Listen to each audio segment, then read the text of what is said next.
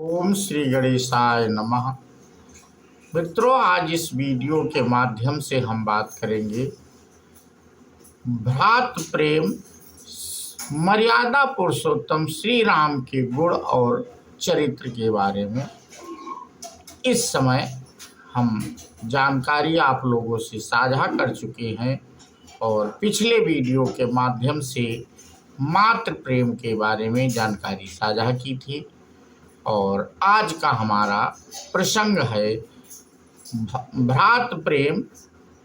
तो इस पे आप लोग हमारे साथ अगर मित्रों जुड़े रहते हैं तो धीरे धीरे जानकारी भगवान की हम आप लोगों को श्री राम जी की देते रहेंगे। और भक्ति का जो मुख्य है, अगर ज्ञान है आपको ईश्वर के बारे में, तो भक्ति उतनी ही घनिष्ठ प्रेम से होती है मनुष्य को, क्योंकि हम लोग जिस व्यक्ति के बारे में जितना अधिक जानते हैं उससे अधिक उतना ही प्रेम होता रहता है। तो इस आज का कथा मित्रों हम शुरू करते हैं। मर्यादा पुरुषोत्तम श्री राम का भ्रात प्रेम भी अतुलनीय है। राम के भ्रात आदर्श का जगत मान ले तो सारी कलह मिटकर सब भाइयों में शांति हो जाएगी।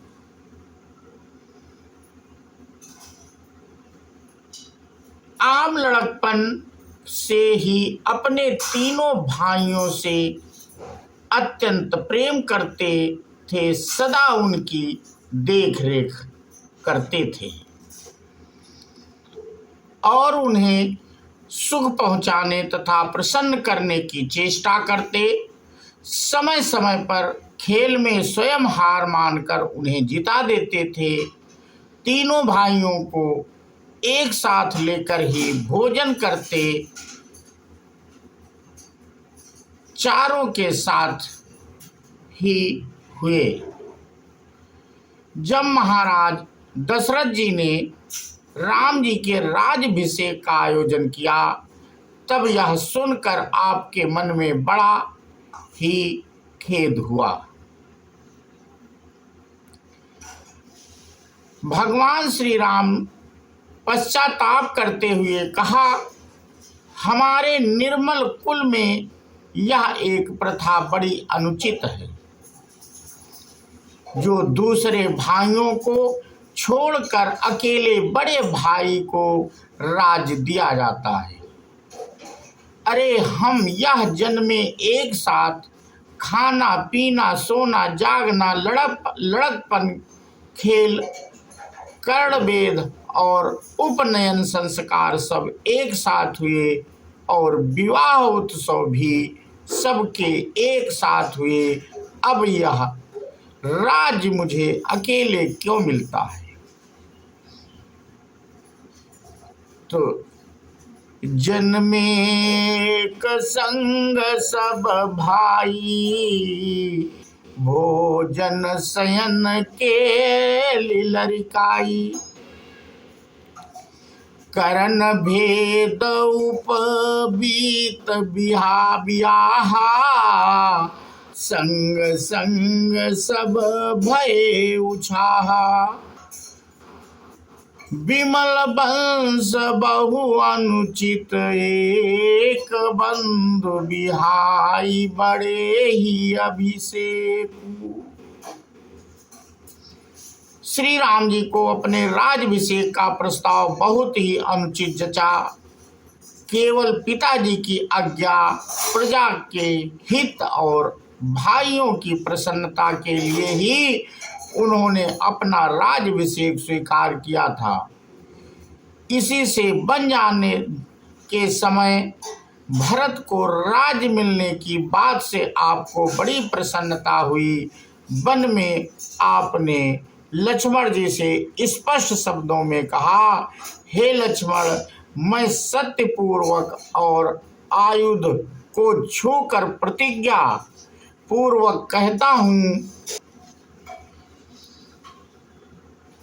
कि मैं धर्म अर्थ काम और समस्त पृथ्वी तथा और जो कुछ भी चाहता हूँ सब तुम्ही लोगों के लिए, मैं भाइयों तुम्ही लोगों के संग्रह और सुख के लिए राज्य की इच्छा करता हूँ।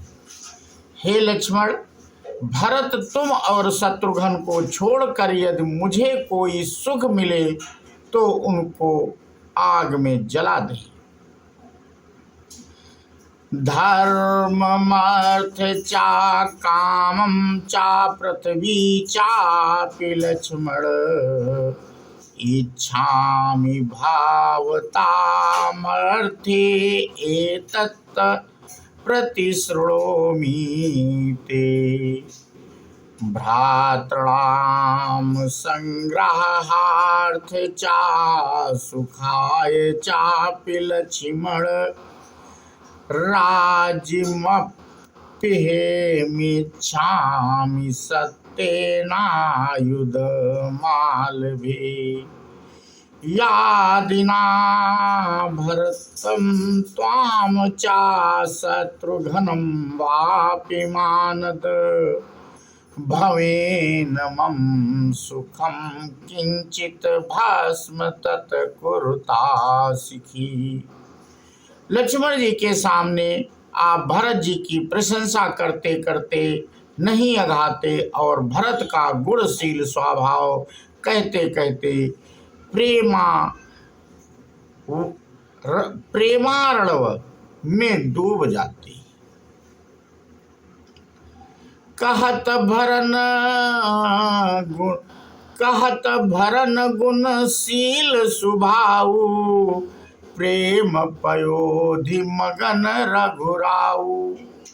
चित्रकूट में भरत ने जब श्री राम जी को लौटने के लिए बहुत ही अनुरोध किया तब आपने कहा दिया, भरत सुनो, पिताजी ने मेरे प्रेम का प्रण निभाने के लिए प्राण त्याग दिए, परंतु सत्य के रक्षार्थ उन्होंने मुझको वन में भेजा। ऐसा सत्यवादी पिता के वचन टालने में मुझको बड़ा संकोच है, परंतु उससे भी बढ़कर संकोच मुझे तुम्हारा है। तुम संकोच छोड़कर जो दो मैं वही करने को तैयार हूँ। प्रसन्न होकर कहो। मनु प्रसन्न करि सकुच तजी, कहाओ करो सोई आज। सत्य संग रघुबर बचन, सुनि भा सुखी समाज। श्री भरत जी भी तो आपके ही भाई थे। उन्होंने स्वामी को संकोच में डालना अनुचित नहीं समझा और उन्हीं को संकोच छोड़कर आज्ञा देने को कहा। परंतु श्री राम जी का भ्रात प्रेम यहाँ पर पराकाष्ठा को पहुँच गया। वे जन्म देने वाली माता के वचनों को ना मानकर वन में चले आए थे, परंतु आज भरत को कह रहे हैं कि तुम जो कहो सो करने को तैयार हो। श्री राम जी ने पिताजी की आज्ञा को निमित्त बनाकर वशिष्ठ, जनकादि गुरुजनों तथा भरत को समझा बुझाकर संतोष प्रदान किया और अंत में जिस किसी प्रकार से भी राज्य का पालन भरत जी के जिम्मे लगाया। राज्य और भोग तुच्छ वस्तु हैं। यहाँ आपने इस बात को अपने व्यवहार से प्रत्यक्ष सिद्ध करके त्याग का एक महान आदर्श उपस्थित कर दिया। भरत जी भी त्याग मूर्ति थे। उन्होंने प्रभु की आज्ञा मानकर केवल राज्य का पालन ही स्वीकार किया, राज्य नहीं। वे 14 वर्ष की अवधि तक अयोध्या के राज्य में वैसे ही निर्लिप्त रहे जैसे चंपा के बाग में भ्रमर रहता है। चंचरीक जिम चंपक बागा। लक्ष्मण जी को शक्ति लगती है और वे बेहोश हो जाते हैं। उस समय की राम की दशा तो भ्रातृ प्रेम का बहुत ही सुंदर आदर्श है। वे कहते हैं, परित्याज्यमहं प्राणान् वानराणां तु पश्यताम्, यदि पंचतिमापन्नः सुमित्रानन्दवर्धनः।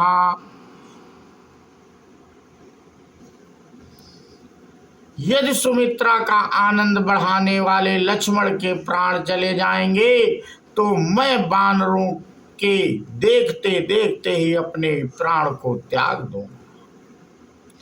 गोस्वामी तुलसीदास जी ने यहाँ पर श्री राम जी के प्रलाप का जो वर्णन किया है उससे भ्रातृ प्रेम की बड़ी सुंदर शिक्षा मिलती है। लंका विजय के पश्चात जब विभीषण एक बार लंका में पधारने के लिए आपसे प्रार्थना करते हैं तब आप कहते हैं, भाई तुम्हारा खजाना और घर सब मेरा ही है, यह तुम सत्य जानो। परंतु भाई भरत की दशा का स्मरण करके मुझे एक एक निमेष कल्प के समान बीत रहा है। वह शरीर सुखाए तपस्वी के भेष में निरंतर मुझे ही याद कर रहा है। हे मित्र, अब तो वह यत्न करो जिसमें मैं उन्हें जल्दी देख सकूं। हे भाई, यदि मैं अवध बीतने पर जाऊंगा तो प्यारे भाई को जीता ना पाऊंगा। यूं कहकर भरत के प्रेम का स्मरण करके प्रभु शरीर बार बार पुलकित होने लगा। बीते अवधि जाऊं जो जियत न पाऊं वीर, सुमिरत अनुज प्रीति प्रभु पुनि पुनि पुलक शरीर। जब अयोध्या में पहुंचते हैं तब तो प्रेम का समुद्र उमड़ पड़ता है। जमीन पर पड़े हुए भरत जी को जबरदस्ती उठाकर आप हृदय से लगा लेते हैं। शरीर रोमांचित हो जाता है और कमल के समान नेत्रों से प्रेमाश्रुओं धारा बहने लगती है। फिर जब राजाभिषेक की तैयारी होती है, सबका स्नान मार्जन होता है, तब प्रभु स्वयं अपने हाथों से भरत जी को जटाओं को सुलझाते हुए और तीनों भाइयों को स्वयं भली भांति नहलाते हैं। धन्य है भ्रात प्रेमित्रों। पुनि करुणा निधि भरत हकारे, निज कर राम जटा निरुआरे। अनहवाए प्रभु तीन्यू भाई, भगत उछल कृपाल रघुराई। श्री राम का राजग्रहण वास्तव में भाइयों को सुख पहुंचाने के लिए ही था। वे समय समय पर जो उपदेश आदेश दिया करते थे वह भी भाइयों के हित के लिए ही। उनका बर्ताव ऐसा होता था कि जिसमें भाइयों को कोई संकोच ना हो। एक बार जब भरत जी कुछ पूछना चाहते थे और संकोच व स्वयं ना पूछकर उन्होंने हनुमान जी के द्वारा पूछवाया, तब आपने कहा था, तुम जानो कपि मोर सुभाऊ, भरत ही मोहि कछु अंतर काऊ। अधिक क्या, अपने भाइयों के गुण गान और उनके स्मरण में ही सुखी रहते थे। भरत सरिस को राम सनेही, जगु जय राम राम जपु जेहि। हनुमान जी ने कहा, रघुबीर निज मुख जासु गुण, गण कहत अग जगन्नाथ जो, काहे न हृदय विनीति परम पुनीत सदगुण सिंधु सो। इस प्रकार भ्रात प्रेम का आदर्श उपस्थित करके आपने परम धाम की यात्रा भी अपने भाइयों के साथ ही की थी आज भी इन चारों भाइयों का आदर्श प्रेम जगत में सबके लिए महान शिक्षाप्रद बना है और सदा बना रहेगा। तो मित्रों, आज का प्रसंग हम यहीं पे समाप्त करते हैं और आगे का प्रसंग हम अपने अगले वीडियो के माध्यम से साझा करेंगे। बोलो सियावर रामचंद्र की जय, हनुमान जी की जय। जय हिंद, जय भारत, वंदे मातरम।